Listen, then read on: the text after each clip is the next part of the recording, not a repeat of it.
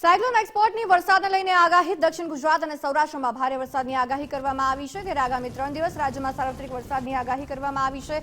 આપને જણાવીએ સૌરાષ્ટ્રના મોટાભાગના વિસ્તારોમાં વરસાદ પડવાનું છે તો બનાસકાંઠા સાબરકાંઠામાં પણ સારા વરસાદની આગાહી હવામાન વિભાગ દ્વારા કરવામાં આવી છે। તો 3 દિવસ દક્ષિણ ગુજરાત સૌરાષ્ટ્રમાં વરસાદ પડી શકે છે। વલસાડ તાપીમાં પણ ભારે વરસાદની આગાહી છે। ઉત્તર ગુજરાતમાં પણ ભારે વરસાદની આગાહી। સાયક્લોન એક્સપર્ટ ચિરાગ શાહે વરસાદને લઈને આગાહી કરી છે।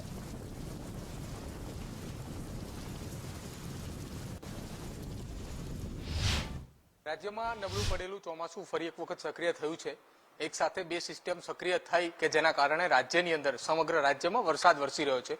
પહેલી સિસ્ટમ રાજસ્થાનની અંદર સર્ક્યુલર સિસ્ટમ જે સક્રિય થઈ તેના કારણે ઉત્તરના ભાગમાં અસર જોવા મળી હતી। ત્યારબાદ નૈઋત્ય તરફથી જે ચોમાસાની શરૂઆત થઈ દક્ષિણના ભાગથી ત્યાં સિસ્ટમ જે સક્રિય થઈ તેના કારણે દક્ષિણના ભાગમાં અને સૌરાષ્ટ્રના ભાગની અંદર વરસાદ વરસી રહ્યો છે। હજુ પણ મધ્ય ગુજરાતની અંદર વરસાદ જે છે તેનું પ્રમાણ ઓછું જોવા મળી રહ્યું છે। તેને લઈને ચર્ચા કરવા માટે સાયક્લોન એક્સપર્ટ ચિરાગ શાહ અમારી સાથે છે, તેની સાથે વાત કરીશું।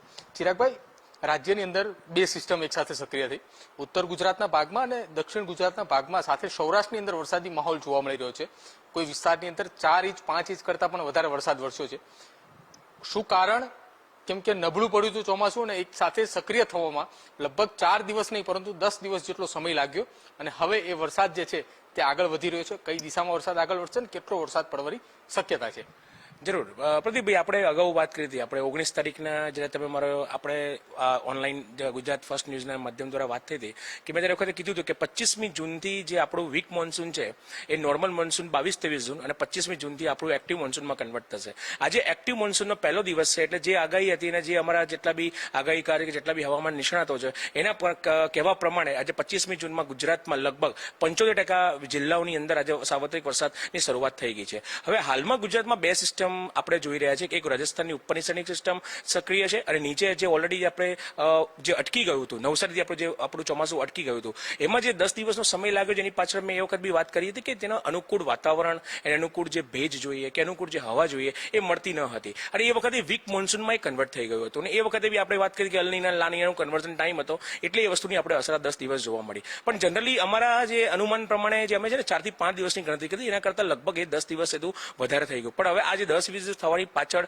બી એક સારું રીઝન છે કે આપણા ગુજરાતની અંદર આવનારા દિવસોની અંદર સાર્વત્રિક વરસાદ બહુ વધારે અમાઉન્ટમાં જોવા મળશે અને હાલની સંજોગોની સ્થિતિ પ્રમાણે હું કહું તો આજે 25 જૂનની વાત કરું હવામાન વિભાગે બી આગાહી કરી છે, પણ દક્ષિણ ગુજરાતના તમામ એરિયા લાઈક આપણે જિલ્લાની વાત કરીએ તો દક્ષિણ ગુજરાતમાં જે વલસાડ છે, તાપી છે, સુરત છે, પછી સૌરાષ્ટ્ર બાજુમાં આપણે ભાવનગર છે, દાદરા નગર હવેલી છે, જુનાગઢ છે, અમરેલી છે, ગીર સોમનાથ છે અને ઉત્તર ગુજરાતની વાત કરીએ તો બનાસકાંઠા છે, સાબરકાંઠા છે અને મધ્ય ગુજરાતના અમુક વિસ્તારની અંદર આપણે વરસાદ આજના દિવસમાં જોવા મળશે અને ભારેથી અતિ ભારે વરસાદ આપણે દક્ષિણ ગુજરાત કે સૌરાષ્ટ્ર કે ગીર સોમનાથની આજુબાજુ જોવા મળશે।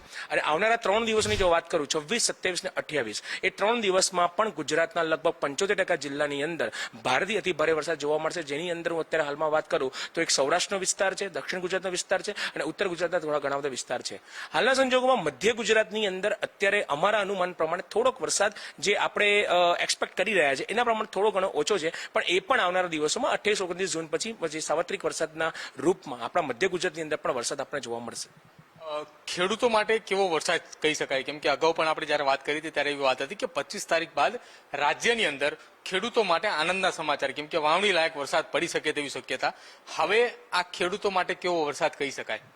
જરૂરથી આપણે એ વખતે વાત કરી હતી કે 19મી તારીખે જયારે આપણે મળ્યા હતા તો 20 થી 25નો ટાઈમ મેં ખેડૂતોને કહ્યું કે તમે વાવણી વાવી દો, તમે વાવેતર કરી નાખો, કારણ કે હવે 25મી જૂન પછી વરસાદ સારો પડવાનો છે અને ખેતી લાયક જે વરસાદ જોઈએ 3 થી 4 ઇંચ તો મિનિમમ જોઈએ કે જે જમીનની અંદર પાણી ઉતરે એટલો વરસાદ આપણને ગુજરાતમાં હજુ હું કહું છું કે 75% જિલ્લામાં તો 110% આવનારા 3 દિવસમાં આપણને જોવા મળશે। બાકીના જે 25% વિસ્તાર છે એ સિટી વિસ્તારો જ છે જેની અંદર જનરલી વરસાદ આમે ઘટ હોય જ, કારણ કે સિટી વિસ્તારની અંદર પોલ્યુશન એક બહુ મોટું ફેક્ટર કરે છે। પણ જેટલા ખેતી લાયક આપણા વિસ્તારો જે ખેતી લાયક જિલ્લાઓ છે એ બધાની અંદર લગભગ આવનારા દિવસોમાં 3 થી 4 ઇંચ તો મિનિમમ પડશે ને મેક્સિમમ તો લગભગ 6 થી 7 ઇંચ વરસાદ એટલે ભારેથી ભારે વરસાદ હાલના અનુમાન પ્રમાણે મારું આ માનવું છે। આગામી સમયમાં એવું કોઈ કહી શકાય કે સૌરાષ્ટ્રની અંદર અને સાથે ઉત્તર ગુજરાતના ભાગોમાં બનાસકાંઠામાં કે જે છેલ્લા 4-5 વર્ષે એક પેટર્ન જોવા મળે છે કે બનાસકાંઠાના અમુક એવા વિસ્તાર છે, અમુક એવા તાલુકાઓ છે કે જ્યાં એટલો બધો વરસાદ પડે છે કે જ્યાં કમર સુધી પાણી ભરાઈ જાય છે। ખાસ કરીને બનાસકાંઠાની સાથે સાથે દ્વારકા હોય, પોરબંદર હોય, જુનાગઢ હોય ત્યાં પણ એટલો મુશળધાર વરસાદ પડે છે। આવી વરસાદની આ વખતે ચોમાસાની અંદર કોઈ આગાહી ખરી? જરૂરથી આ વખતે બેવું બની શકે છે. રીઝન એક જ છે કે ઉત્તર ગુજરાતમાં જે તમે વાત કરી બનાસકાંઠા સાબરકાંઠા ત્યાં આગળ અરવલ્લી રેન્જ એટલે લઈ રાજસ્થાનની ત્યાં ઉપરી સાઈડની બોર્ડર છે એ ત્યાં રાજસ્થાન બહુ હીટ મારે ને ત્યાં ગરમ પ્રદેશ ત્યાં આગળ ગરમી ત્યાં વધારે પડે આપણા કરતાં ત્યાં ટેમ્પરેચર થોડું વધારે હોય એના કારણે બાષ્પીભવન વધારે થાય એના કારણે બાષ્પ વધારે બને એના કારણે ભેજ વધારે બને એટલે એક બટ ઓબ્વિયસ છે કે આપણે છેલ્લા વર્ષોથી નહીં એક તો ગ્લોબલ વોર્મિંગની ઇફેક્ટ છે જ એટલે કેટલા આપણે છેલ્લા 2-3 વર્ષથી જોઈએ કે પેટર્નની અંદર કે બનાસકાંઠા કે એ જે બધા એરિયા છે ઉત્તર ગુજરાતના ત્યાં વરસાદ સારો એવો જોવા મળે છે. હવે રહી વાત તમે મને કહી કે દક્ષિણ ગુજરાત સૌરાષ્ટ્રના જે વિસ્તારો છે એની અંદર આપણે આખા દરિયાકાંઠાનો વિસ્તાર ત્યાં પણ આ જ પરિબળ છે કે ત્યાં આગળ ભેજનું પ્રમાણ વધારે હોય અને પાછો બ્રેક મોન્સૂન બ્રેક આવ્યો હોય એટલે આટલા સમયની અંદર એને વધારે ભેજ ગેઇન કરી નાખ્યો અને આ ભેજના કારણે મોઇસ્ચર કન્ટેન્ટ જેટલું એટમોસ્ફિયરનો વધારે એટલું જ વરસાદ વધારે વધે એટલે આવનારા દિવસોની અંદર પણ આ સંભાવના બની શકે છે કે દ્વારકા છે, પોરબંદર છે, ભાવનગર છે, બોટાદ છે, પછી આપણે નીચે જુનાગઢ છે, ગીર સોમનાથ છે એમાં લગભગ ભારેથી અતિ ભારે વરસાદ 10 ઇંચ ઉપર બી વરસાદ પડી શકે પૂરેપૂરી સંભાવના પ્રદીપભાઈ હાલના સંજોગોમાં દેખાય છે. બિલકુલ, તો ગુજરાતના ખેડૂતો માટે આનંદના સમાચાર કહી શકાય કેમ કે 20 થી 25 તારીખની વચ્ચે વાવણીની વાત કરવામાં આવી હતી ને 25 તારીખ બાદ સારો એવો વરસાદ પડી શકે તેવી શક્યતાઓ જે વ્યક્ત કરવામાં આવી હતી તેની શરૂઆત આજથી જ થઈ ગઈ છે. ગત મોડી રાતથી આજના દિવસ સુધી દરમિયાનની જો વાત કરવામાં આવે તો રાજ્યના લગભગ 75% જિલ્લાની અંદર સાર્વત્રિક વરસાદ જોવા મળ્યો છે અને તમામ વરસાદ જે છે તે વાવણી લાયક વરસાદ વરસી રહ્યો છે અને હજુ પણ આગામી સમયની અંદર અતિથી ભારે વરસાદની આગાહી જે છે તે હવામાન વિભાગ દ્વારા કરવામાં આવી છે. આગામી 3 દિવસની સાથે સાથે બનાસકાંઠા અને દક્ષિણના ભાગની અંદર અને સાથે સૌરાષ્ટ્રના ભાગની અંદર પણ આગામી સમયની અંદર સારો એવો વરસાદ પડે તેવી શક્યતાઓ હાલ તો હવામાન નિષ્ણાંતો દ્વારા પણ વ્યક્ત કરવામાં આવી રહી છે.